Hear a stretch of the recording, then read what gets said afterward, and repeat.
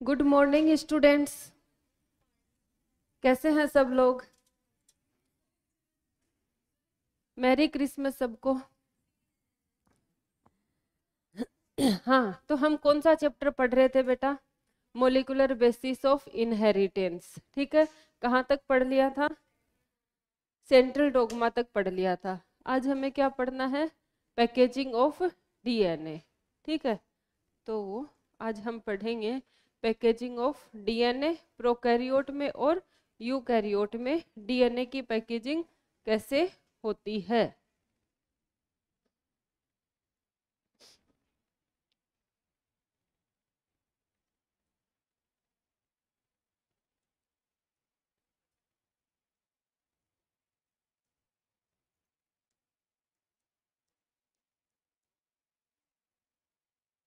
Packaging of DNA, DNA की packaging कैसे होगी?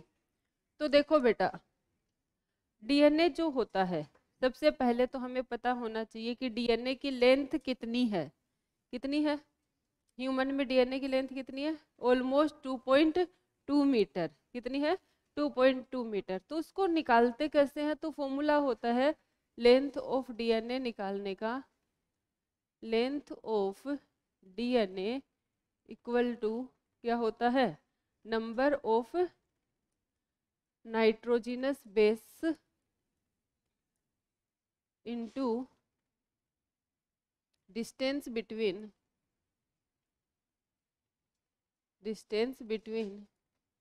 To nitrogenous base.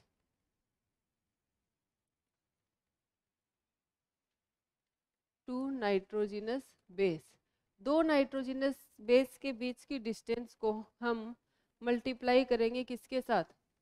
Number of nitrogenous base pair. ठीक है, तो हम बात करें किसकी? ह्यूमन के डीएनए की लेंथ हमें निकालनी है। तो ह्यूमन के डीएनए में नाइट्रोजिनस बेस पेयर कितने होते हैं? 6.6 इंटू 10⁹ तो हम ह्यूमन के डीएनए की लेंथ अगर निकालते हैं, ह्यूमन डीएनए की अगर हम बात करें, तो लेंथ इक्वल टू क्या होगा? नंबर ऑफ नाइट्रोजिनस बेस कितने होंगे? 6.6 into 10⁹ into distance between two nitrogenous base pair 0.34 into 10⁻⁹ into 10⁻⁹ -9 से +9 क्या हो जाएगा? कैंसिल। और ये ऑलमोस्ट कितनी आएगी? 2.2 मीटर।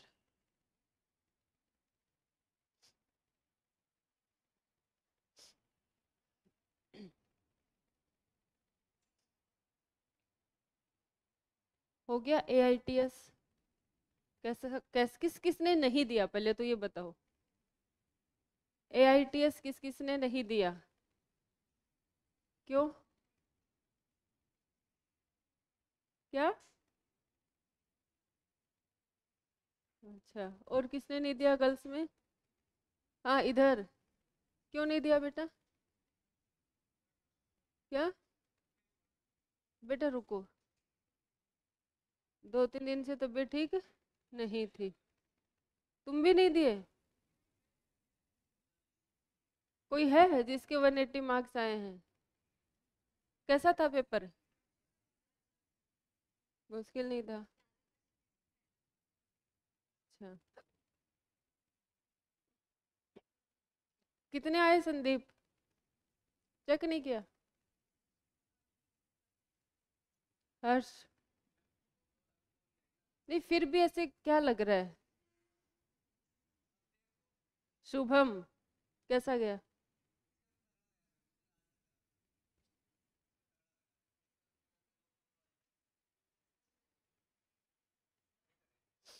हाँ हाँ।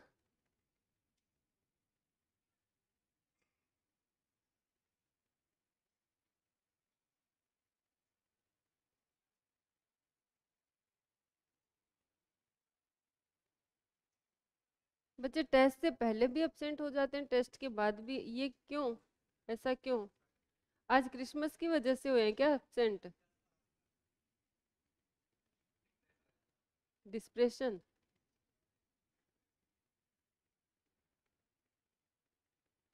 चलें आगे।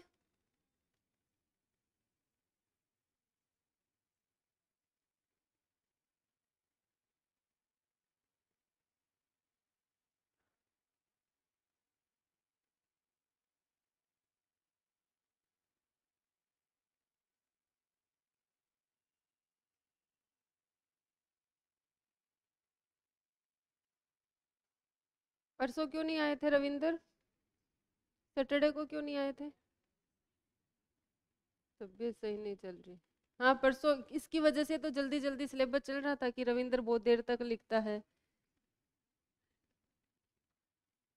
याद किया जा रहा था रविंदर को।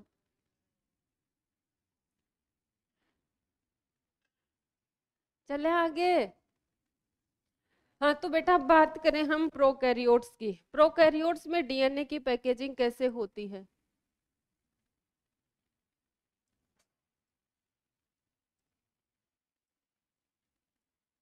ये तो तुम्हें पता है कि प्रोकैरियोट्स में क्या नहीं होती, न्यूक्लियर मेम्ब्रेन नहीं होती। ठीक है, तो डीएनए कैसे रहता है? डीएनए जो होता है स्कैटर्ड नहीं रहता। डीएनए कैसा होता है? पॉजिटिवली चार्ज कि नेगेटिवली चार्ज? क्यों होता है नेगेटिवली चार्ज?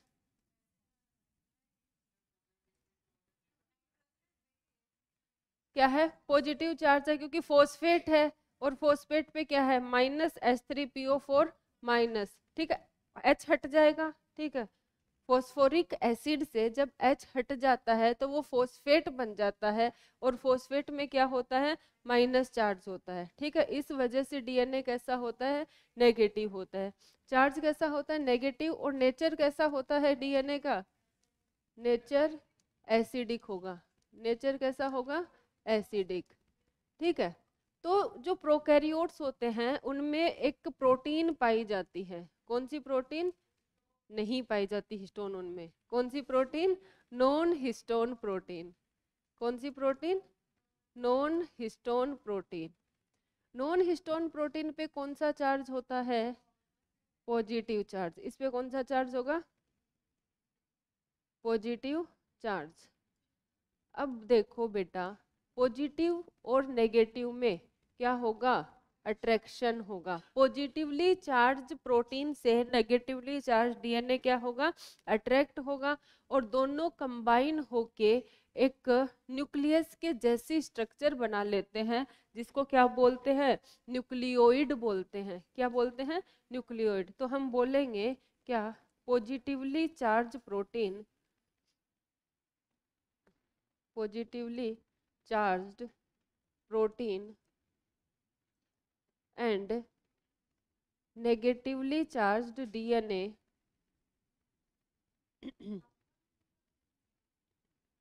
हाँ पक्का न्यूक्लियोइड होता है। एंड नेगेटिवली, झूठ क्यों बोलूंगी मैं? And negatively charge DNA combine with, तुमने ऐसे पूछा ना, पक्का नेगेटिव होता है, पक्का वो जो भी combine with, combine with each other and form a form a nucleus like structure. इनमें न्यूक्लियस नहीं होता, न्यूक्लियस लाइक स्ट्रक्चर होती है। Nucleus like structure known as nucleoid, जिसको हम क्या बोलेंगे बेटा जी? न्यूक्लियोइड। न्यूक्लियोइड का दूसरा नाम क्या होता है? फेल्सीफेरम न्यूक्लियस, इंसिपिएंट न्यूक्लियस। वहां बताया था जब क्या पढ़ाया था? सेल पढ़ाया था, है ना? तो न्यूक्लियोइड की फॉर्म में इनका डीएनए क्या होता है? पैक्ड रहता है। किनका? प्रोकैरियोट्स का। इनका।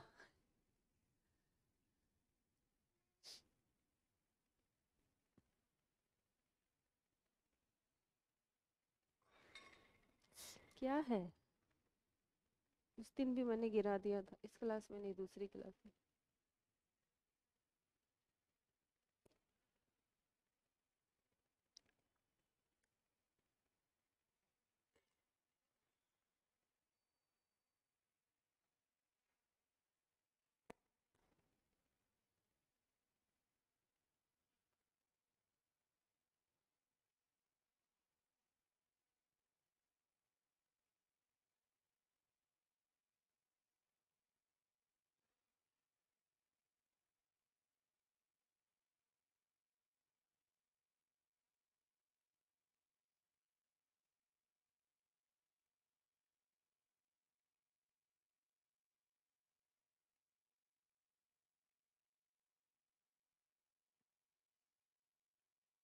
नहीं चल रही?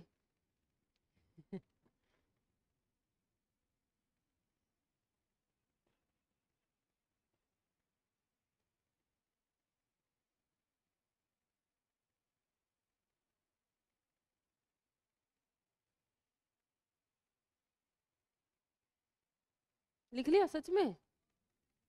चलो चलते हैं। तो ये तो हो गया प्रोकैरियोट। प्रोकैरियोट में तो इतना है नहीं। अब हम बात करेंगे किसकी? यूकैरियोट्स की। कौन बच्चा लिख रहा है? लिखो बेटा, लिखो, आराम से लिखो। तो फिर क्यों गोचे कर रहे थे फालतू में?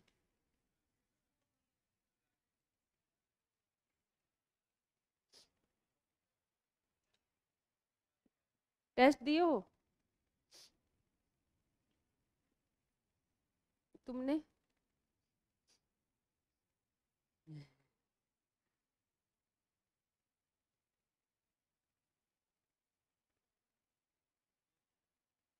हर सीधे बैठो।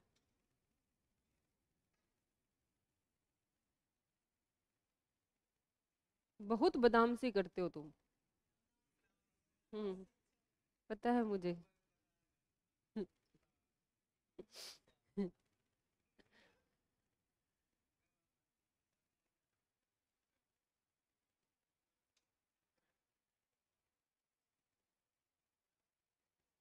खुश रहो ठीक है, लेकिन पढ़ाई भी जरूरी है। खुश रहने के साथ साथ पढ़ना भी जरूरी है। चले आगे। राकेश। राकेश ने तो लिख लिया पीछे। क्या नाम है तुम्हारा? Vijay Pratap Singh. In eukaryotes, eukaryotes में कैसे होती है पैकेजिंग?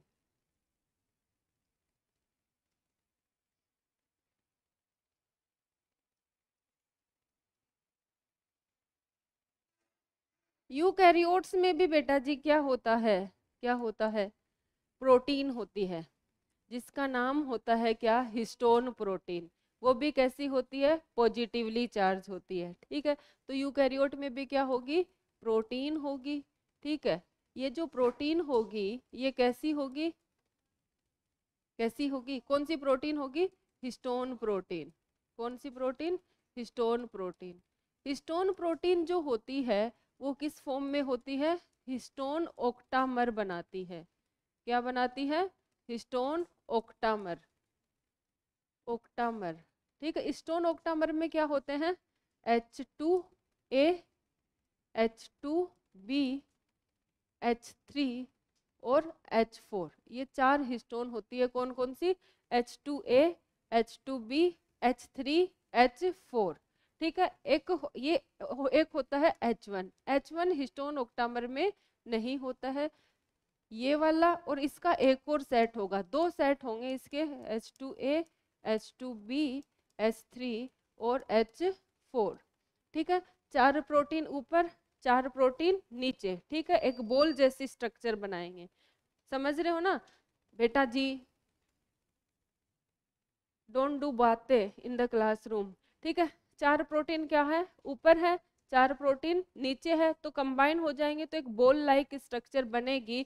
उस स्ट्रक्चर को हम क्या बोलेंगे? हिस्टोन ओक्टामर।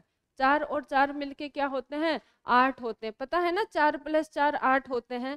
और आठ को क्या कहते हैं? ओक्ट। क्या कहते हैं? ओक्ट। ठीक है, तो ओक्ट मतलब आठ प्रोटीन मिलके जो स्ट्रक्चर बनाएंगे उसको हम क्या बोल देंगे? ओक्टामर। और हिस्टोन ओक्टामर में कौन कौन सी प्रोटीन है? H2A, H2B, H3 और H4। इसके कितने सेट है? दो। ठीक है, और क्या है? कौन सी प्रोटीन है? हिस्टोन। हिस्टोन ओक्टामर की फॉर्म में रहती है। चार्ज कौन सा होता है इस पे भी? पॉजिटिव चार्ज होता है। कौन सा चार्ज होता है? Positive charge. नेचर कैसा होता है? बेसिक। नेचर कैसा होगा? बेसिक। क्यों होगा नेचर कैसा होगा? बेसिक, क्योंकि इसके पास में बेसिक एमिनो एसिड ज्यादा होते हैं। और बेसिक एमिनो एसिड में भी कौन? लाइसिन और आर्जिनिन बेसिक होता है। क्यों होता है? Because lysine lysine and arginine, कौन कौन सा, lysine and arginine, amino acids are more, amino acids are more in number। इसकी वजह से ये क्या होता है, पॉजिटिव चार्ज होता है और बेसिक नेचर का होता है। इतनी बात क्लियर है सबको? अरे क्लियर है? Yes ma'am.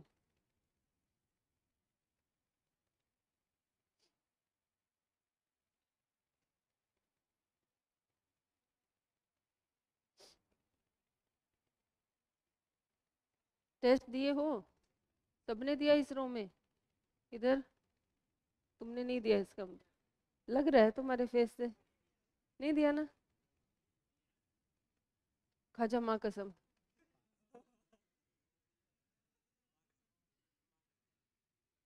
अच्छा, तुम दोनों ने दिया है टेस्ट बेटा? पक्का ना? तीनों ने दिया है ना? क्यों, क्या गलत बात है बेटा? टेस्ट देना चाहिए। अंकिता, तुम तुम आती तो। अच्छा, इसने तो दिया ही होगा।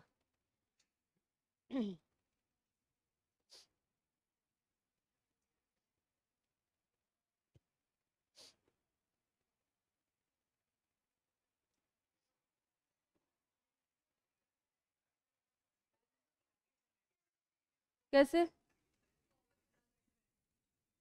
क्यों? अच्छा, वो भी ऐसे बोलते हैं क्या? मुझे नहीं पता था।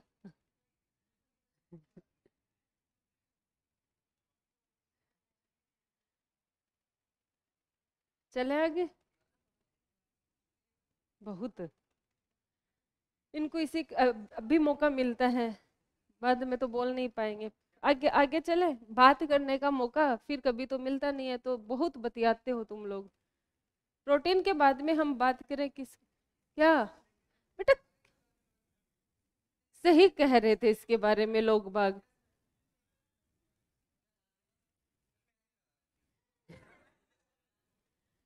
डीएनए की अगर हम बेटा बस, डीएनए की अगर हम आराम आराम से पढ़ेंगे, कोई जल्दी नहीं है। डीएनए की अगर हम बात करें तो डीएनए कैसा होता है, चार्ज कैसा होता है डीएनए पे, नेगेटिव होता है। और नेचर कैसा होता है, एसिडिक। चाहे वो प्रोकैरियोट हो चाहे यूकैरियोट हो, चार्ज कैसा होगा डीएनए पे, नेगेटिव। बेटा बातें नहीं, क्यों होगा नेगेटिव, अभी बताया था। क्यों होगा, क्योंकि फॉस्फेट ग्रुप प्रेजेंट है, ठीक है। और नेचर कैसा होगा, बेसिक, क्योंकि इसमें क्या प्रेजेंट है, acid present. Sorry, acidic nature होगा क्योंकि इसमें क्या प्रेजेंट है, एसिड प्रेजेंट है, फॉस्फेट। ठीक है, अब देखो जो H1 बनाई थी मैंने, H1 तो ऐसे रहेगा, ठीक है। और यहाँ पे 4 प्रोटीन ऊपर 4 प्रोटीन नीचे, क्या बन जाएगा ये? नहीं, थोड़ा दूर बनाना पड़ेगा मेरे को इसको, थोड़ा सा दूर है इसका, कारा। अच्छा,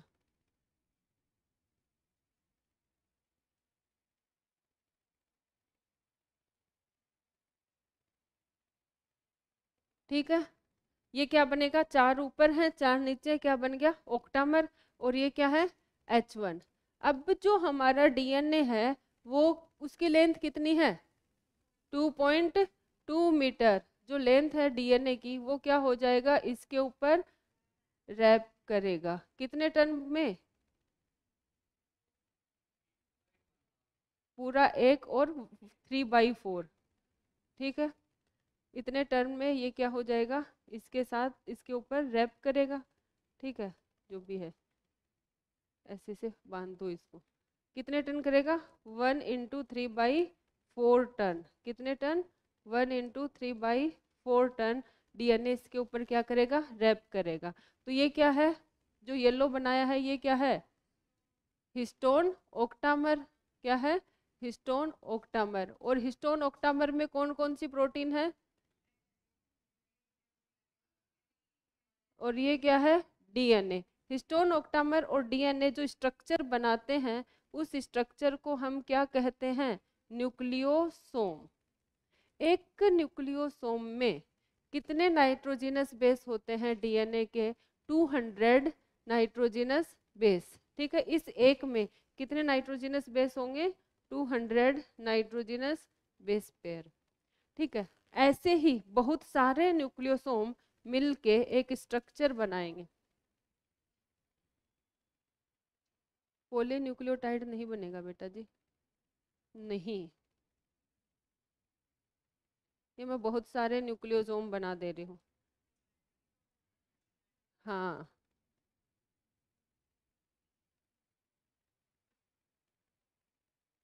ऐसे न्यूक्लियोसोम क्या हो जाएंगे, आपस में जुड़ जाएंगे।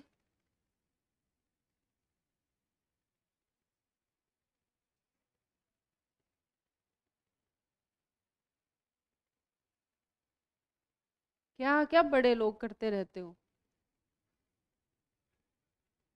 है ना, वो सीधा सा बच्चा है तो उसी को ही परेशान करेगा ये, लगता है क्या है ये।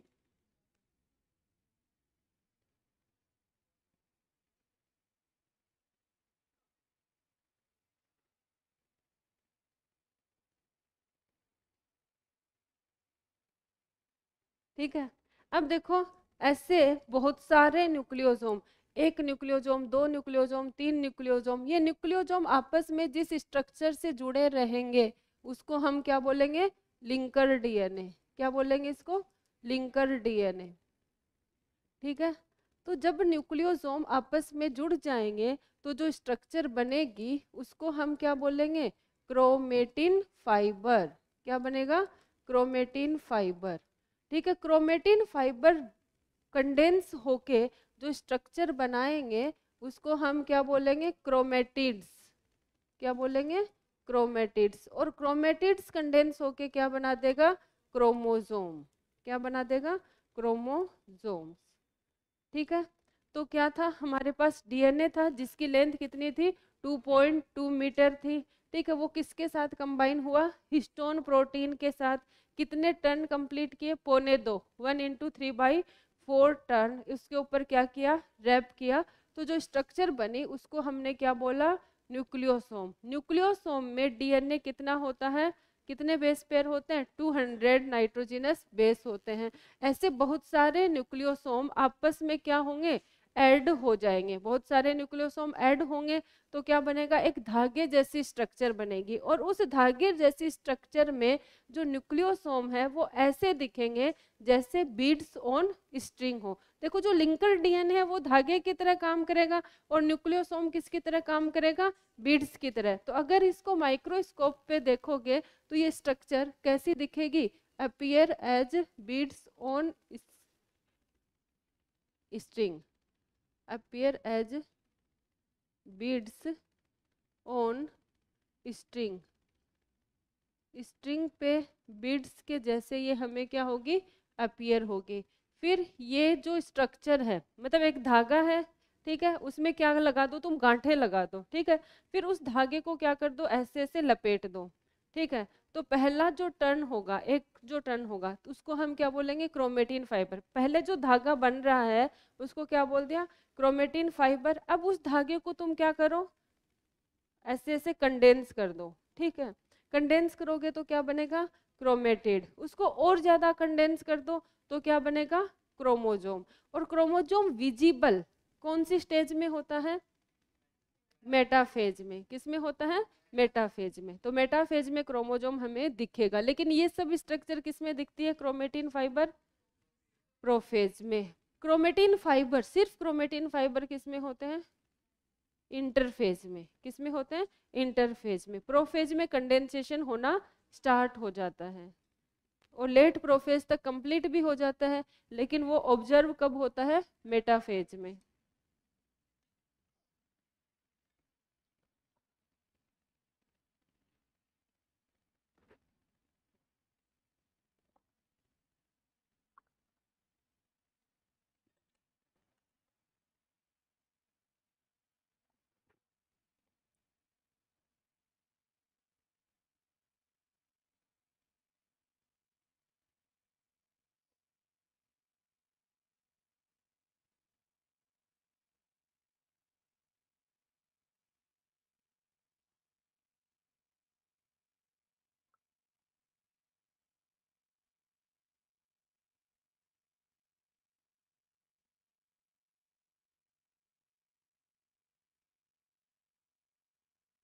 चले आगे।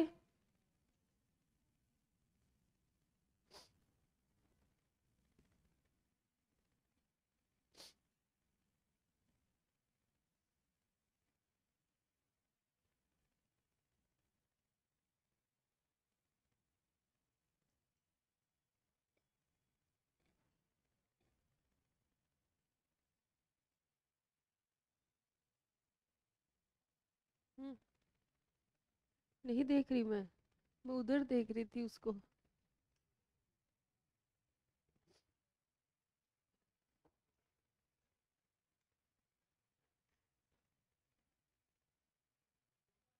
Good morning.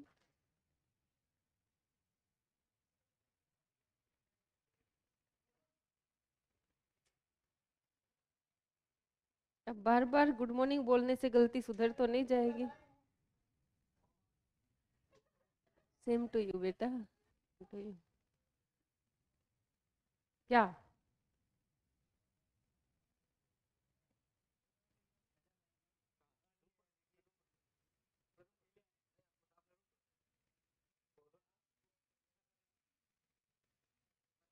मैंने गुस्सा किया? मैंने कब गुस्सा किया?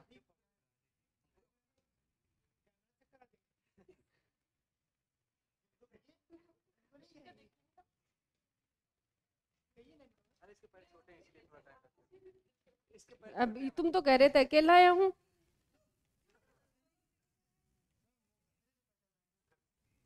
हाँ, इसके इसके लगाओ एक थप्पड़ खींच के।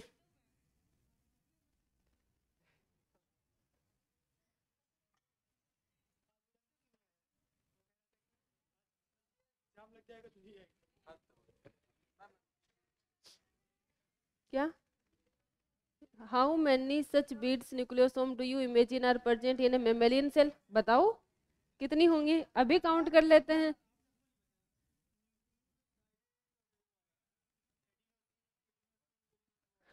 बच्चों वाली बातें बताएंगे। हाँ, मेमेलियन सेल में कितने न्यूक्लियोसोम होंगे?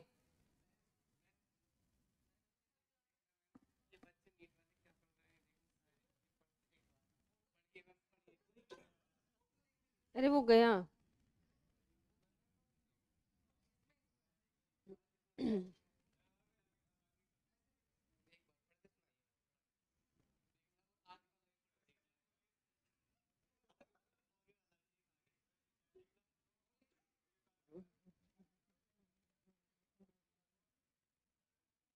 ये तो बहन है, चलो कोई बात नहीं, लेकिन ये क्या है? इसीलिए क्लास में सोते हो तुम, अब समझ में आ गया मुझे।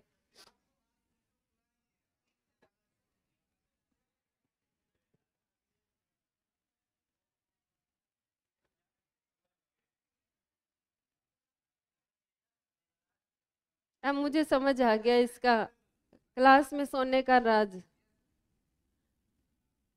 चलो चलते हैं, चले आगे। इतनी बात समझ आ गई। अब देखो बेटा, पूछा गया है कि मेमेलियन सेल में कितने न्यूक्लियोसोम हो सकते हैं। तो बेटा मुस्कान, मेमेलियन सेल में कितने न्यूक्लियोसोम हो सकते हैं? हमारा जो डीएनए है, मतलब मेमल्स है, तो इंसान भी तो मेमल्स है ना, तो मैं ह्यूमन की ही बात कर लेती हूँ। ठीक है, ह्यूमन में नाइट्रोजनस बेस पेयर कितने होते हैं? 6.6 इंटू 10⁻9 होते हैं। कितने होते हैं? 6.6 इंटू 10⁻9। एक न्यूक्लियोसोम में कितने होते हैं नाइट्रोजनस बेस? एक न्यूक्लियोसोम में कितने होते हैं? 200, है ना। तो हम इसमें न्यूक्लियोसोम में नाइट्रोजनस बेस के नंबर निकाल लें पहले। तो 200 नाइट्रोजनस बेस मिलके कितनी न्यूक्लियोसोम बनाएंगे? एक न्यूक्लियोसोम। ठीक है, तो एक में कितना होगा? 1/200। और नाइट्रोजनस बेस पेयर कितने हैं? 6.6 इंटू 10⁻9, तो कितना होगा? 1.200 इंटू 6.6 इंटू 10⁻9। ठीक है, तो क्या हो जाएगा? 3.3 इंटू 10⁻। 3.3 क्यों होगा? हाँ चलो 3.3 इसको हटा देती हूँ मैं यहाँ पे। रुक जाओ 3.3 इंटू 10⁻7 कितना होगा 10⁻7। तो इतने न्यूक्लियोसोम होंगे कितने किसमें एक ह्यूमन के डीएनए में कितना 3.3 इंटू 10⁻7 न्यूक्लियोसोम होंगे। ठीक है नहीं ठीक है क्यों लिंकर डीएनए को काउंट नहीं करेंगे यहाँ पे। ठीक है मतलब ये इतना नहीं होता ऑलमोस्ट होता है। ठीक है ऑलमोस्ट मतलब लगभग अप्रोक्सीमेट उसमें लिंकर को काउंट नहीं किया जाता है।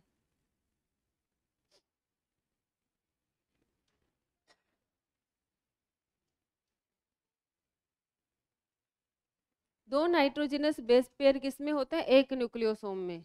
तो एक में कितने होंगे 1/200 6.6 में कितने होंगे 3.3 इंटू 10⁻7 न्यूक्लियोसोम।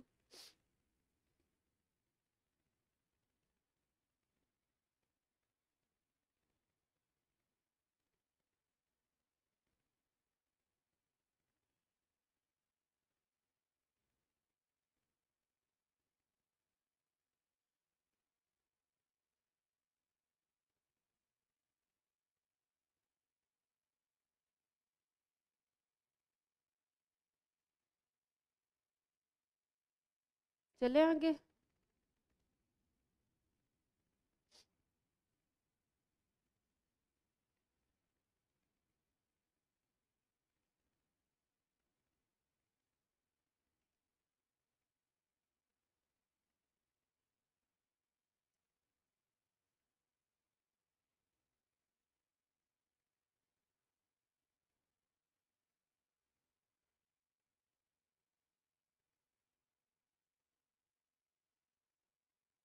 हिस्टोन प्रोटीन के अलावा कुछ एडिशनल प्रोटीन भी होते हैं जिनको बोला जाता है non histone protein.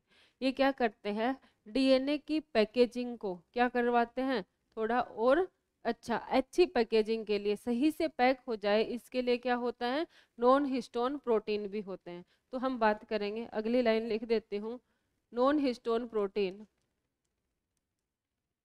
Non histone proteins also helps in packaging. अब देखो ये पैकेजिंग सही से हुई है कि नहीं हुई है कितना टाइटली पैक है क्या डीएनए या फिर कितना लूजली पैक है इसके बेस पे जो क्रोमोजोम होते हैं वो कितने तरीके के होते हैं दो तरीके के। क्रोमेटिन कितने तरीके के दो एक होता है हेट्रोक्रोमेटिन एक होता है यूक्रोमेटिन। कैसे पता चलेगा कि डेंसली पैक है कि लूजली पैक है उसको स्टेन करके देखेंगे। स्टेन करके कहाँ पे देखेंगे माइक्रोस्कोप से देखेंगे। तो जो डार्क स्टेन जिसमें आता है उसको हम क्या बोलते हैं हेट्रोक्रोमेटिन और जिसमें लाइट स्टेन आता है उसको क्या बोलेंगे यूक्रोमेटिन। ठीक है फिर उसको देखा तो पता लगा कि जो सबसे ज्यादा जिसमें पैकेजिंग है हाईली कंडेंस है वो कौन है हेट्रोक्रोमेटिन और जो लूजली बाइंड है वो कौन है यूक्रोमेटिन। अब बताओ जो डीएनए बहुत ज्यादा पैक है उसको तुम हाइड्रोजन उसको ब्रेक करना ज्यादा इजीली पॉसिबल है कि जो लाइटली पैक है उसको ब्रेक करना जो लाइटली पैक है उसको ब्रेक करना। तो ट्रांसक्रिप्शन कौन से का ज्यादा हो अच्छे से होगा जो लाइटली पैक है उसका ट्रांसक्रिप्शन सही से होगा। तो हम बोल सकते हैं कि हेट्रोक्रोमेटिन जो होता है वो ट्रांसक्रिप्शनली क्या होता है इनएक्टिव होता है और यूक्रोमेटिन क्या होता है एक्टिव होता है। ऐसा क्यों होता है क्योंकि हेट्रोक्रोमेटिन क्या है डेंसली पैक्ड है और यूक्रोमेटिन क्या है लाइटली या फिर लूजली पैक है। चलें आगे तो देखो क्रोमेटिन जो होते हैं वो कितने टाइप के दो तरीके के हेट्रोक्रोमेटिन और यूक्रोमेटिन।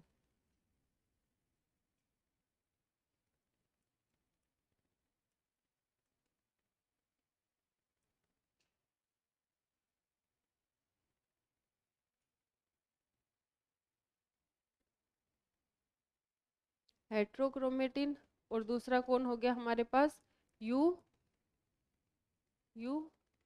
क्रोमेटिन।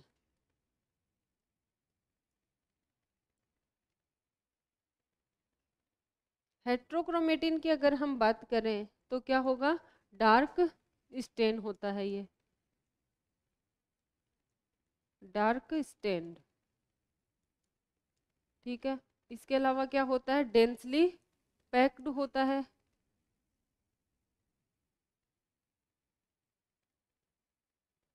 और ट्रांसक्रिप्शनली इनएक्टिव होता है।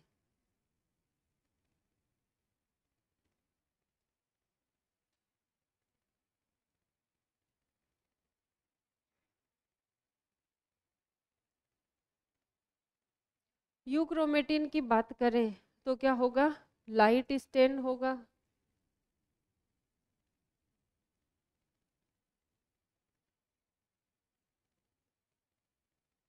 लाइट स्टेन होगा, लूजली पैक्ड होगा,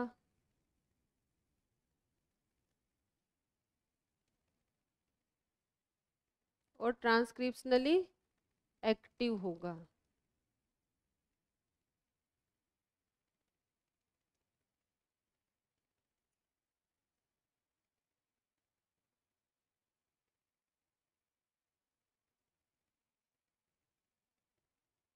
ये हो गई डीएनए की पैकेजिंग।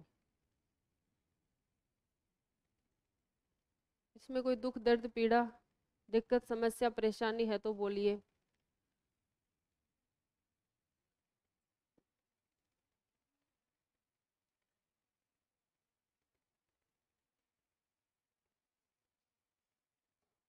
दोनों में होते हैं, लेकिन हिस्टोन किस में होते हैं, सिर्फ और सिर्फ यूकैरियोट्स में। ऐसा कौन सा प्रोकैरियोट है जिसमें हिस्टोन पाया जाता है, आर्की बैक्टीरिया। किसमें पाया जाता है, आर्की बैक्टीरिया में। आर्की बैक्टीरिया के डीएनए में वैसे तो प्रोकैरियोट में इंट्रोन नहीं पाए जाते, लेकिन आर्की बैक्टीरिया के डीएनए में क्या होते हैं, इंट्रोन भी होते हैं। इससे पता लगता है कि आर्की बैक्टीरिया जो होता है वो मोर क्लोज है किसके, यूकैरियोट के।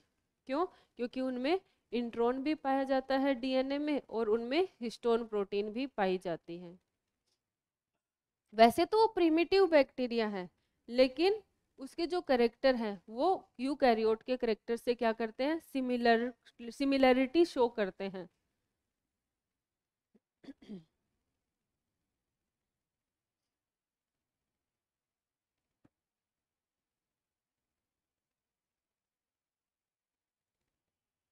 एक बार एनसीईआरटी देना, एक लाइन थी सर्च फॉर जेनेटिक मटेरियल में।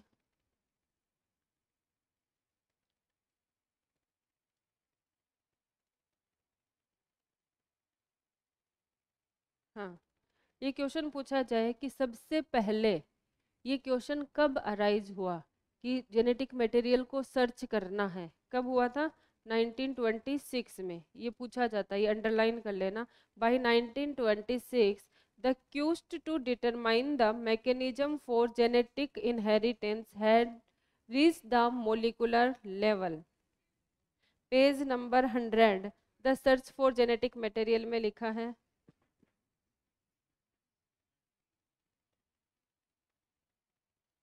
1926 में, वैसे हम बोलते हैं ना कि 1928 से पढ़ते हैं ग्रिफिथ एक्सपेरिमेंट, तो हम उसी को आंसर टिक कर देते हैं, वो ऊपर वाले पैराग्राफ पढ़ते नहीं है कि इसमें तो कुछ दे ही नहीं रखा है ना। लेकिन 1926 से शुरुआत हो जाती है।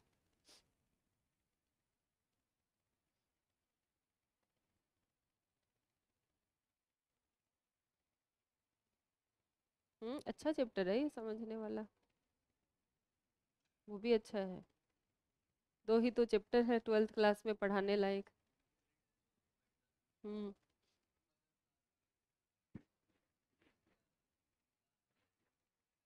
इकोलॉजी में से वैसे हट गया है, इकोलॉजी में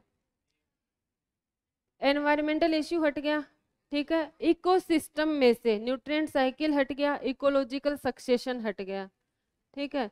और ये जो हमारा है कौन सा, ऑर्गेनिज्म एंड पॉपुलेशन में जो एबायोटिक फैक्टर सारे हट गए, ठीक है। पॉपुलेशन ऑर्गेनिज्म लेवल पे इकोलॉजी पढ़ेंगे नहीं, सीधा पॉपुलेशन पढ़ेंगे, पॉपुलेशन क्या होता है, पॉपुलेशन के करेक्टरिस्टिक क्या होते हैं, एज पिरामिड क्या होता है, फिर इंटरेक्शन आ जाएंगे सीधे। बस इतना ही पढ़ना है।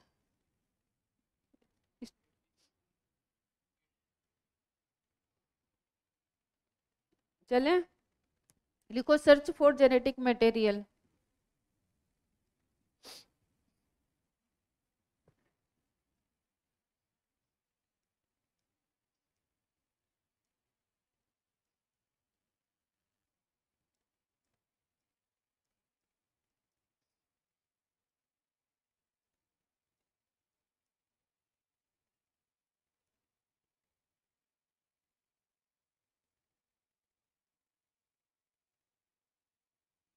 सर्च फॉर जेनेटिक मटेरियल कब स्टार्ट हुआ था? 1926 में। ठीक है, फिर हम बात करेंगे किसकी? ग्रिफिथ्स एक्सपेरिमेंट या फिर ट्रांसफॉर्मिंग प्रिंसिपल। ट्रांसफॉर्मिंग प्रिंसिपल की बात करें,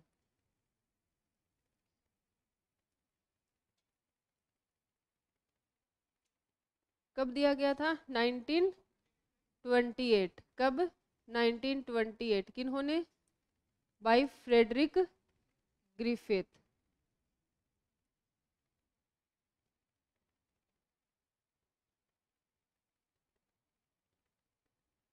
ग्रिफिथ, इसीलिए इसको क्या बोलते हैं? Griffiths experiment. किन्होंने बताया था? ग्रिफिथ ने बताया था, इसीलिए इसका दूसरा नाम क्या हो जाता है? Griffiths experiment. एक बार मैंने किसी बच्चे से पूछा, बेटा ग्रिफिथ एक्सपेरिमेंट किन्होंने दिया था? हाँ, मैंने पूछा अभी कि बेटा ग्रिफिथ एक्सपेरिमेंट किन्होंने दिया था, वो नहीं बता पाया। ये तो यही बात हुई ना बेट, बसंती तुम्हारा नाम क्या है बसंती, वो वाली बात हो गई ना, यही तो क्वेश्चन हो गया। ग्रिफिथ एक्सपेरिमेंट किन्होंने दिया?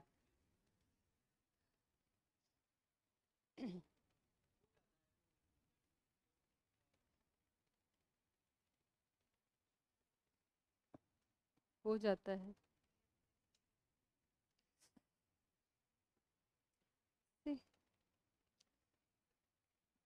ऐसे लग रहा है जैसे चींटियां चुभ रही हैं।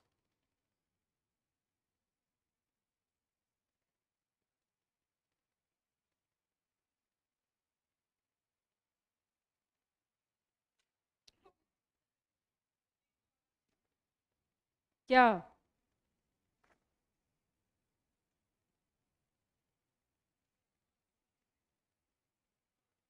अच्छा, ग्रिफिथ्स एक्सपेरिमेंट किन्होंने दिया था? ग्रिफिथ ने। इसको क्या कहते हैं? Transforming principle. कब किया था? 1928 में। इन्होंने किस पे वर्क किया था? वर्कड ऑन कौन से बैक्टीरिया पे? Worked on Streptococcus pneumoniae. Streptococcus pneumoniae bacteria पे। कौन सा बैक्टीरिया लिया था? Streptococcus pneumoniae. और क्या लिया था? माइस, चूहा। ठीक है, इस माइस पे इन्फेक्शन करवाया किसका? स्ट्रेप्टोकोकस न्यूमोनी का। स्ट्रेप्टोकोकस न्यूमोनी कौन सी डिजीज? बेटा बातें नहीं। स्ट्रेप्टोकोकस न्यूमोनी क्या करता है? Causes pneumonia disease. क्या करता है? न्यूमोनिया।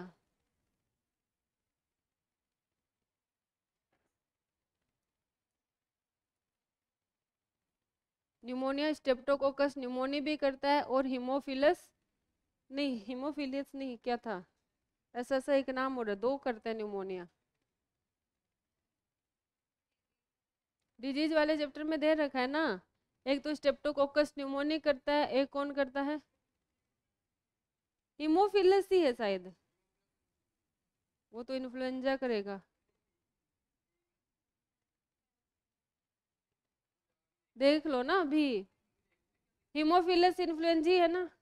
हाँ, स्ट्रेप्टोकोकस न्यूमोनी क्या करता है? माइस न्यूमोनिया डिजीज करता है। तो इन्होंने क्या किया? स्ट्रेप्टोकोकस न्यूमोनी का इन्फेक्शन करवाया किसके ऊपर? माइस के ऊपर। तो ये जो बैक्टीरिया है स्ट्रेप्टोकोकस न्यूमोनी, इसकी दो फॉर्म पाई जाती हैं। कौन कौन सी? एक आर स्ट्रेन, एक एस स्ट्रेन। कौन कौन सी? आर स्ट्रेन और एस स्ट्रेन। आर स्ट्रेन बोले तो रफ, एस बोले तो स्मूथ। आर स्ट्रेन जो होती है वो क्या होती है? रफ होती है। क्यों? क्योंकि उनके ऊपर कोई कोटिंग नहीं पाई जाती। S strain smooth shiny colony obtain होती है। क्यों? क्योंकि उनके ऊपर कवरिंग पाई जाती है किसकी? पॉलीसेकेराइड की। किसकी कवरिंग पाई जाती है? पॉलीसेकेराइड की। अब देखो, अब देखो बेटा क्या होगा कि ये जो बैक्टीरिया है, एस स्ट्रेन वाला बैक्टीरिया एंटर करवाएंगे तो एस स्ट्रेन वाले बैक्टीरिया के अगेंस्ट बॉडी में क्या बनेगी? एंटीबॉडी बनेगी। लेकिन उसके पास क्या है? जैकेट। ठीक है, उस एंटीबॉडी से लड़ने के लिए उसने क्या पहन रखा है? कोट पहन रखा है, उसके ऊपर कवरिंग है। इसलिए वो एंटीबॉडी एस स्ट्रेन बैक्टीरिया को नहीं मार पाएंगी और एस स्ट्रेन बैक्टीरिया क्या कर देगा? डिजीज कोज कर देगा। ठीक है, और चूहा मर जाएगा। लेकिन आर स्टेन बैक्टीरिया से अगर इन्फेक्शन करवाएंगे तो उनके उसके अगेंस्ट भी क्या बनेगी? एंटीबॉडी बनेगी। अब आर स्टेन के पास कोई प्रोटेक्शन है नहीं, उसने कुछ जैकेट वगैरह पहनी नहीं है, तो एंटीबॉडी क्या करेंगे? उसको मार देंगे। तो वो क्या डिजीज कर पाएगा? नहीं कर पाएगा। तो हम बोल सकते हैं कि आर स्टेन जो होता है वो नॉन वायरुलेंट होता है। क्या होता है? नॉन वायरुलेंट, मतलब वो डिजीज कोज नहीं करता। और एस स्टेन होता है वो क्या होता है? वायरुलेंट, मतलब वो क्या करता है? डिजीज कोज करता है। क्यों करता है? क्योंकि उसके ऊपर कोट है किसका? पॉलीसेकेराइड का। किसका? पॉलीसेकेराइड। आगे इतनी बात समझ में? चले आगे। तो ये जो बैक्टीरिया है कौन सा? स्ट्रेप्टोकोकस न्यूमोनी, इसकी कितनी फॉर्म है? दो। कोकस न्यूमोनी,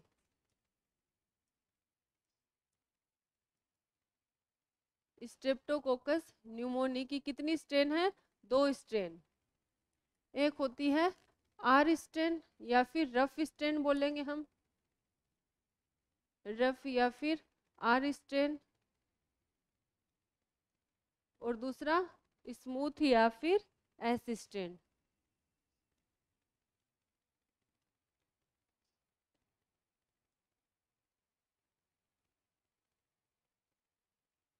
आर स्ट्रेन और एस स्ट्रेन।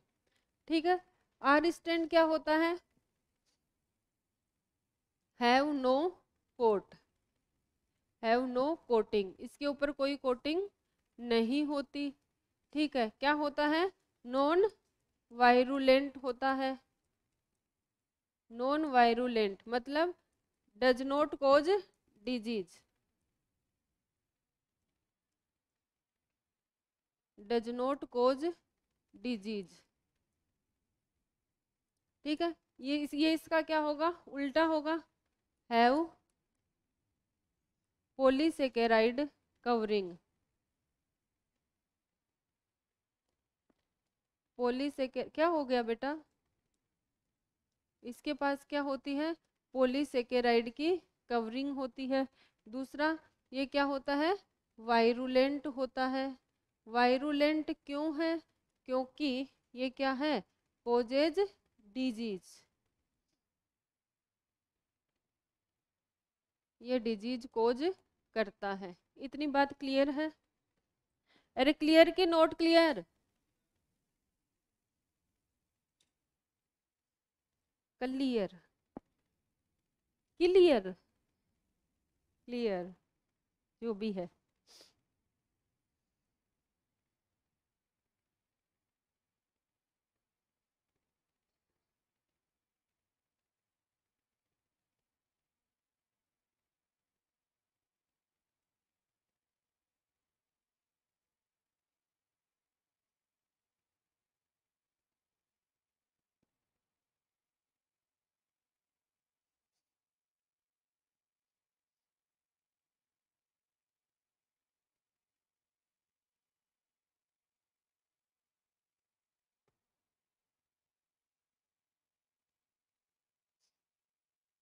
एक बार और बता दो, देखो एक वायरस बैक्टीरिया है, बैक्टीरिया की अलग अलग स्ट्रेन होती है, ठीक है। एक होती है आर स्ट्रेन, एक होती है एस स्ट्रेन। आर स्ट्रेन क्या बनाती है, रफ कॉलोनी।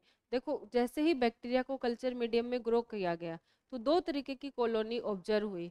एक कॉलोनी शाइन करती थी, एक कॉलोनी रफ थी।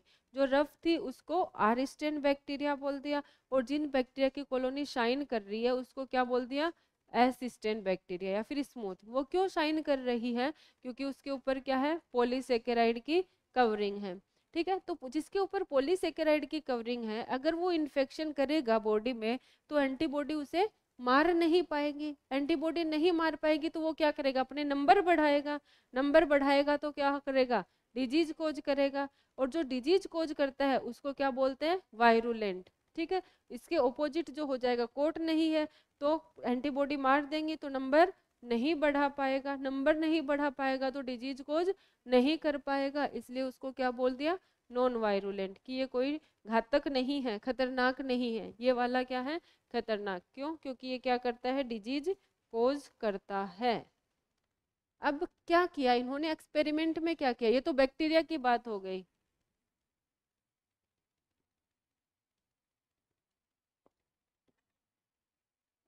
पहले इन्होंने एस स्ट्रेन बैक्टीरिया को माइस के अंदर इंट्रोड्यूस करवाया, इन्फेक्शन करवाया, किससे, एस स्ट्रेन बैक्टीरिया लिया, ठीक है। एस स्ट्रेन बैक्टीरिया से क्या किया, माइस को क्या करवाया, इन्फेक्शन इन माइस,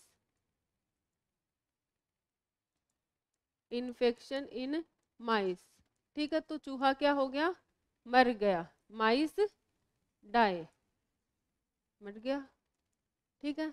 फिर क्या करवाया इन्होंने, आर स्ट्रेन बैक्टीरिया से इन्फेक्शन करवाया। आर स्ट्रेन बैक्टीरिया से क्या करवाया, इन्फेक्शन इन माइस।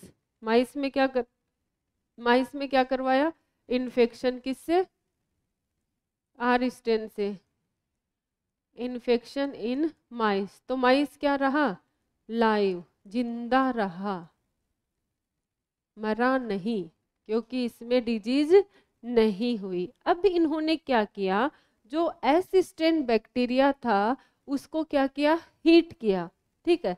हीट देके मार दिया, ठीक है। तो इसको हम क्या बोलेंगे, heat killed S strain bacteria, heat killed S strain bacteria को का इन्फेक्शन करवाया किसमें, इन्फेक्शन इन माइस। तो क्या हुआ, जिंदा रहा, मरा नहीं, माइस लाइव, ठीक जी। Heat kill S strain bacteria को क्या करवाया, heat kill S strain bacteria को माइस में क्या करवाया, इन्फेक्शन। तो क्या हुआ, माइस मरा नहीं, जिंदा रहा। तो उन्होंने सोचा ऐसा क्यों हुआ, एस स्ट्रेन तो डिजीज करता है, ठीक है, लेकिन जब उसको हीट किल्ड कर देते हैं तो ऐसा क्या होता है कि वो डिजीज नहीं कर पाता। तो इसका पता लगाने के लिए इन्होंने एक बार और इन्फेक्शन करवाया, किसमें, माइस में। कैसे, आर स्ट्रेन के साथ हीट किल्ड एस स्ट्रेन दोनों को साथ में एंटर करवाया। किसको, R strain, R strain plus heat killed S strain, heat killed S strain bacteria को एक साथ दोनों को बैक्टीरिया का एक साथ क्या करवाया, इन्फेक्शन इन माइस। तो इस बार क्या हुआ, मर गया चूहा, इन्फेक्शन इन माइस, तो माइस क्या हो गया, डेड। तो उन्होंने सोचा कि ऐसा क्यों हुआ। देखो आर स्ट्रेन बैक्टीरिया भी डिजीज नहीं कोज करता, heat killed S strain bacteria भी डिजीज कोज नहीं करता, तो फिर डिजीज किया किसने, ये मरा कैसे, ठीक है। तो इन्होंने बोला कि कुछ तो है जो एस स्टेन बैक्टीरिया से किस में चला जाता है, आर स्टेन बैक्टीरिया में चला जाता है।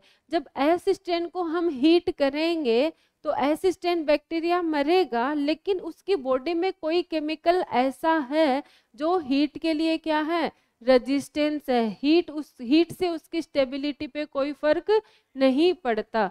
वो केमिकल जब इन दोनों को एक साथ कल्चर मीडियम में डाल के इनका इन्फेक्शन करवाया किसमें, माइस में, तो क्या हुआ, S strain, heat killed S strain bacteria से कुछ ऐसा केमिकल था जो किसमें चला गया, आर स्टेन में चला गया, और आर का ट्रांसफॉर्म करके उसको क्या बना दिया, एस स्टेन बना दिया। ठीक है, इन्होंने बोला कि हीट किल्ड एस स्टेन से कुछ केमिकल निकला, कोई केमिकल निकला, और वो केमिकल किस में गया, आर में गया, और आर को क्या बना दिया, एस बना दिया, और इस वजह से क्या हुआ, चूहा मर गया।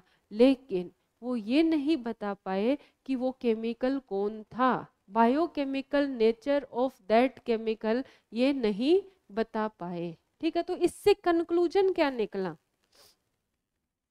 चूहा मर गया, ये कंक्लूजन निकला।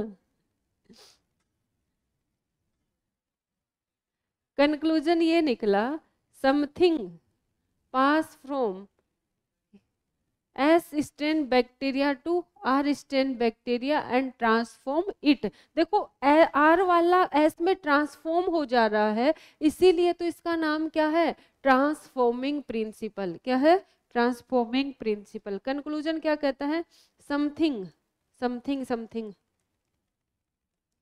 समथिंग पास फ्रॉम नथिंग नहीं, समथिंग पास हुआ था। ठीक है, something pass from heat killed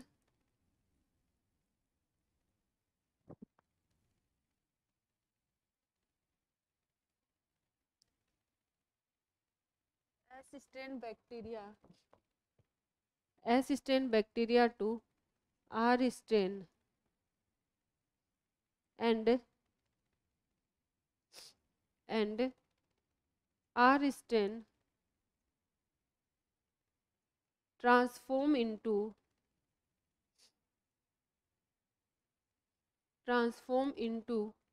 S strain, और आर स्टेन किस में ट्रांसफॉर्म हो गया, एस स्टेन में।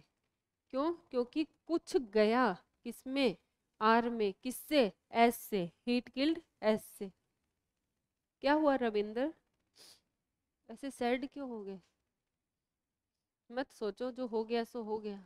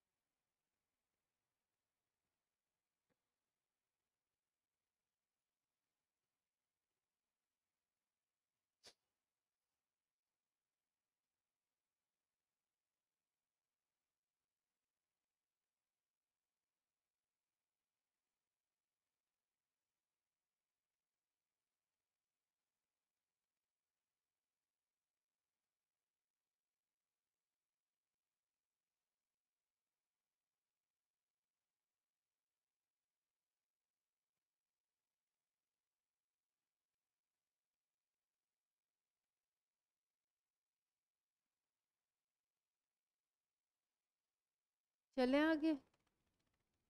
अब इसका डीमेरिट क्या था, biochemical nature of that substance could not find, कि कौन सा सब्सटेंस पास हो रहा है इसके बारे में ये नहीं बता पाए।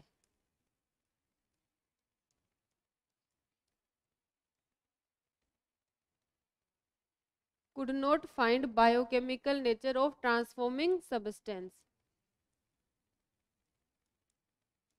कुड नॉट फाइंड बायोकेमिकल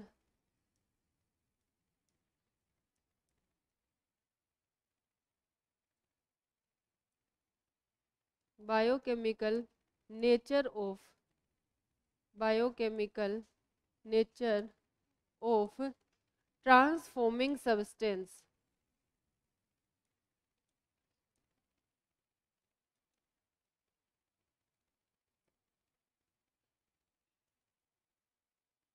मतलब कौन सा सब्सटेंस ट्रांसफॉर्म करता है, ये लोग ये नहीं बता पाए। कौन? ग्रिफिथ। तो ग्रिफिथ ट्रांसफॉर्मिंग प्रिंसिपल कब दिया गया? 1928 में। किस पे एक्सपेरिमेंट किया? बैक्टीरिया और माइस पे। बैक्टीरिया कौन सा था? Streptococcus pneumoniae. स्ट्रेप्टोकोकस न्यूमोनी की कितनी कॉलोनी? 2। कौन कौन सी? रफ और स्मूथ। रफ को क्या बोलते हैं? आर, स्मूथ को एस। रफ के ऊपर कोटिंग अपसेंट, इसलिए वो डिजीज नहीं करता, इसलिए क्या है? Non virulent. और एस के ऊपर किसकी कोटिंग? पॉलीसेकेराइड की कोटिंग, इसलिए वो क्या करता है? डिजीज कोज करता है। सो उसको क्या कहेंगे? वायरुलेंट स्ट्रेन बोलेंगे। फिर क्या किया? आर स्ट्रेन का इन्फेक्शन करवाया तो चूहा जिंदा, एस का करवाया तो मुर्दा। ठीक है। हीट किल्ड एस का करवाया तो जिंदा। R strain plus heat killed S strain करवाया तो मर गया। ठीक है। तो इससे क्या पता लगता है कि कुछ है जो एस से निकल के किस में जा रहा है? आर में जा रहा है, और आर को क्या बना दे रहा है? एस बना दे रहा है। लेकिन वो कुछ क्या है, ये बात वो लोग नहीं बता पाए। तो कौन आए? 3 साइंटिस्ट, जिनका नाम क्या था? Avery, MacLeod, McCarty. उन्होंने ग्रिफिथ एक्सपेरिमेंट को ही आगे बढ़ाया।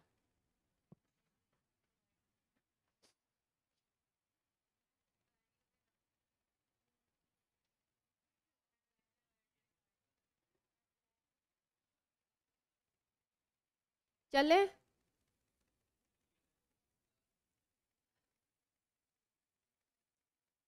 क्या क्या हेडिंग क्या है? Biochemical nature of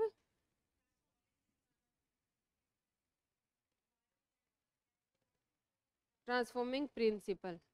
biochemical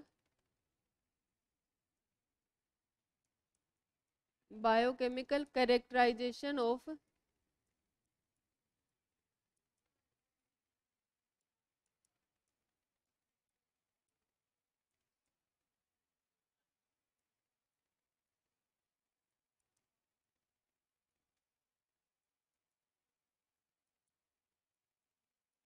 transforming principle.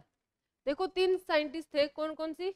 Every, मैक्लियोन and मैकआर्टी, जो भी है। ठीक है। इन्होंने क्या किया? जो भी है, इन्होंने क्या किया? मैककार्टी। एवरी, मैक्लियोन और मैककार्टी 3 साइंटिस्ट थे जिन्होंने क्या किया था? ग्रिफिथ एक्सपेरिमेंट को आगे बढ़ाया। और क्या किया? इन्होंने 3 एंजाइम डिस्कवर किए। प्रोटीन को डाइजेस्ट करने वाला एंजाइम प्रोटीएज, डीएनए को डाइजेस्ट करने वाला एंजाइम डीएनएज, और आरएनए को डाइजेस्ट करने वाला एंजाइम आरएनएज। इन्होंने डिस्कवर किए कितने एंजाइम? Discovered 3 enzymes. कौन कौन से? Protein digesting enzyme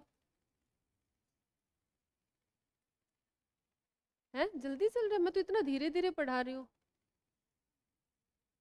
protein digesting enzyme, जिसका नाम क्या होता है बेटा जी? प्रोटीएज। कौन सा एंजाइम? प्रोटीएज। दूसरा कौन सा? DNA digesting enzyme. DNA digesting enzyme, जिसको हम क्या बोलेंगे? डीएनएज। डीएनएज। ठीक है। तीसरा आरएनए डाइजेस्टिंग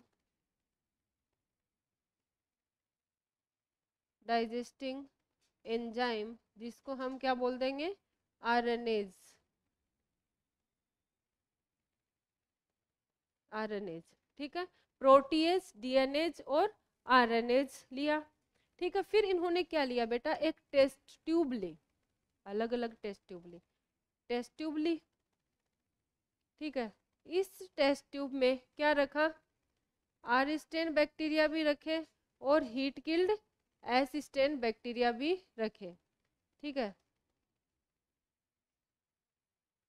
टेस्ट ट्यूब में क्या लिया, आर स्टेन बैक्टीरिया भी और एस स्टेन, आर स्टेन और एस स्टेन दोनों तरीके के बैक्टीरिया लिए किसके अंदर, टेस्ट ट्यूब में। ठीक है, और क्या किया, इसको इसके अंदर डाल दिया कौन सा एंजाइम, प्रोटीएज एंजाइम। क्या डाल दिया, प्रोटीएज एंजाइम। ठीक है, फिर इसका ये जो सॉल्यूशन है इसका इन्फेक्शन करवाया किस पे, इन्फेक्शन ऑन माइस। तो क्या हुआ, माइस डेड, मतलब ट्रांसफॉर्मिंग प्रिंसिपल पे कोई इफेक्ट नहीं पड़ा। अगर इन्होंने आर स्टेन और एस स्टेन दोनों बैक्टीरिया को प्रोटीएज से ट्रीट करवा के फिर इन्फेक्शन करवाया तो ट्रांसफॉर्मिंग प्रिंसिपल जैसा हो रहा था, ट्रांसफॉर्मेशन हो रहा था, तो यहाँ पे भी हुआ। नो इफेक्ट ऑन ट्रांसफॉर्मेशन, इसकी वजह से क्यों हुआ माइस डेड, क्योंकि ट्रांसफॉर्मेशन पे कोई फर्क नहीं पड़ा। No effect on transformation, transformation पे कोई फर्क नहीं पड़ा। इसका मतलब प्रोटीन तो जेनेटिक मटेरियल नहीं है, क्योंकि प्रोटीज क्या करेगा, प्रोटीन को डाइजेस्ट कर देगा। ठीक है, प्रोटीन को डाइजेस्ट कर दिया मतलब प्रोटीन तो एक से दूसरे में पास नहीं हो रहा है?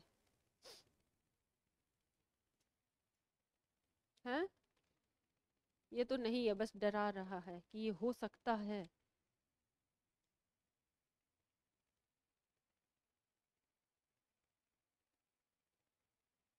अच्छा वो नहीं पढ़ेंगे, बैक्टीरियोफेज वाला नहीं पढ़ेंगे आज, इतना ही पढ़ेंगे, लास्ट टॉपिक ऑफ टुडे। क्यों, क्या वो खत्म नहीं हो पाएगा, समय इजाजत नहीं दे रहा बेटा, वरना मैं तो पढ़ा दूं, मुझे कोई दिक्कत नहीं है। ड्यू टू लैक ऑफ समय।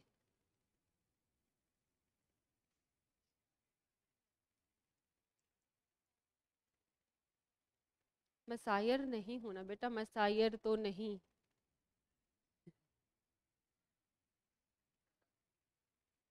सुना ही रही हूँ कुछ, क्या बहुत कुछ सुना रही हूँ, आई तब से बस सुनाई जा रही हूँ, सुनाई जा रही हूँ।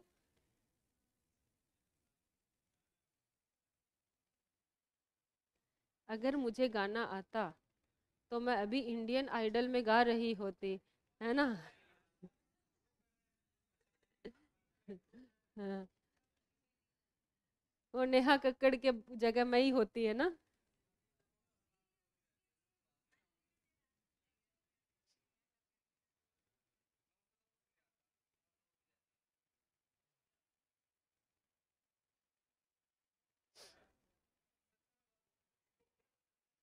चलें आगे, इतना बना लिया। नो मैम, बंद करो इसे, चले आगे। हाँ, अब इन्होंने क्या, ये बना रहा है बच्चा, बनाओ बेटा बनाओ। आज मुस्कान को क्या हुआ है, सर्दी, तबीयत ठीक नहीं है। मैं सोचू रविंदर वाली आदत तुम्हारे अंदर कैसे ट्रांसफॉर्म हो गई। ट्रांसफॉर्मिंग प्रिंसिपल पढ़ रहे हैं ना।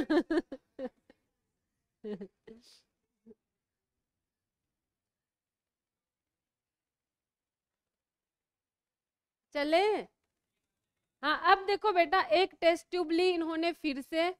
ठीक है, उस टेस्ट ट्यूब में क्या रखा, वही R strain bacteria, S strain bacteria, R strain bacteria, S strain bacteria रखा। ठीक है, और इसको ट्रीट करवाया किससे, आरएनएज से, किससे, आरएनएज एंजाइम से ट्रीट करवाया। फिर क्या किया, इन्फेक्शन करवाया किसमें, इन्फेक्शन इनटू माइस। तो क्या हुआ, माइस मर गया, माइस क्या हो गया, मर गया, माइस डेड। इसका मतलब इसने भी ट्रांसफॉर्मिंग प्रिंसिपल को अफेक्ट नहीं किया, transforming, transformation not affect, transformation not affect. इसका मतलब क्या है, ये भी जेनेटिक मटेरियल नहीं है। कौन, आरएनए भी जेनेटिक मटेरियल नहीं है।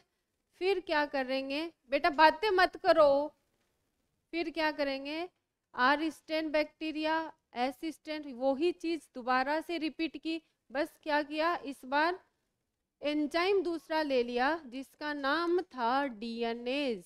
कौन सा एंजाइम, डीएनएज। और फिर क्या करवाया, इन्फेक्शन इनटू माइस, माइस में इसका क्या करवाया, इन्फेक्शन करवाया। तो क्या हुआ बेटा, माइस इस बार नहीं मरा, माइस क्या रहा, जिंदा, माइस जिंदा रहा। इसका मतलब ट्रांसफॉर्मेशन क्या हो गया, अफेक्ट हो गया, transformation not takes place, transformation not takes place. इसका मतलब ट्रांसफॉर्मेशन नहीं हुआ है, क्या नहीं हुआ है, ट्रांसफॉर्मेशन नहीं हुआ है। इसलिए इन्होंने बोला कि डीएनए क्या हो सकता है, जेनेटिक मटेरियल हो सकता है, लेकिन इनकी बातों को नहीं माना गया। क्यों नहीं माना गया, क्योंकि प्रोटीन, जब प्रोटीन को डाइजेस्ट करने वाला एंजाइम हम उसमें ऐड करवाएंगे तो जरूरी नहीं कि सारा का सारा प्रोटीन डाइजेस्ट हो जाए, जरूरी नहीं कि सारा का सारा आरएनए डाइजेस्ट हो जाए, कुछ तो बचा होगा। क्या पता प्रोटीन भी जा सकता है और आरएनए भी अफेक्ट कर सकता है। इसलिए साइंटिस्ट ने इनकी बात नहीं मानी। तो इसका अनइक्विवोकल प्रूफ, बिना किसी एक्सेप्शन के जो प्रूफ दिया वो किन्होंने दिया, हर्से एंड चेस ने। किस पे एक्सपेरिमेंट करके, बैक्टीरियोफेज पे। किस पे, बैक्टीरियोफेज पे। तो इससे क्या कंक्लूजन निकला, कंक्लूजन क्या निकला, DNA is genetic material.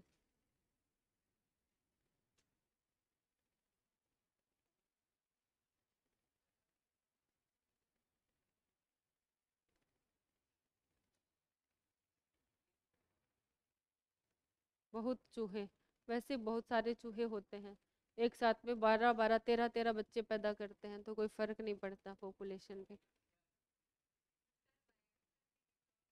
Survive करने की प्रोबेबिलिटी के अकॉर्डिंग, जिनको सरवाइव, जो इनके जो छोटे एनिमल होते हैं ना, उनको ज्यादा अडेप्टेशन करना पड़ता है, वो सरवाइव नहीं कर पाते, इसलिए वो क्या करते हैं, अपने बच्चे, ज्यादा बच्चे पैदा करते हैं, एक बार में 13 बच्चे पैदा कर देता है चूहा।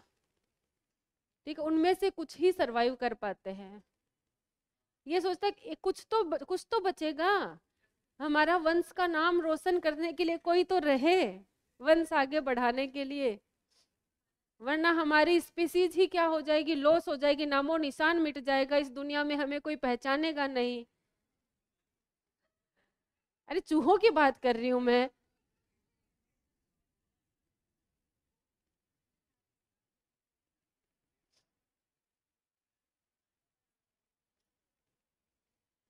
और जो पेरेंटल केयर सही से कर लेते हैं, जो लार्ज एनिमल होते हैं, वो कम बच्चे पैदा करते हैं।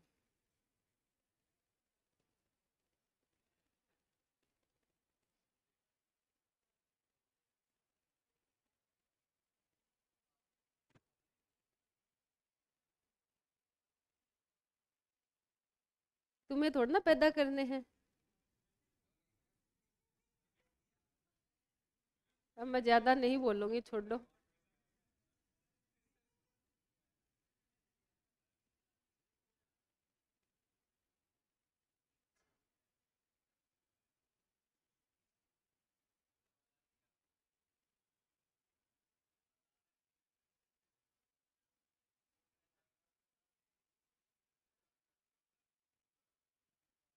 चले आगे,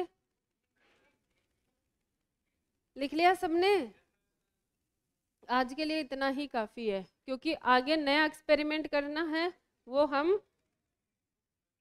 नहीं बताएंगे। ये क्या है, क्या पढ़ेंगे हम next, Hershey and chess experiment. और इसके बाद में क्या है,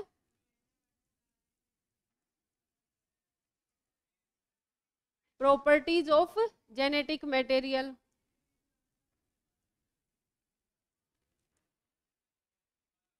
प्रॉपर, बेटा अभी जाना नहीं है,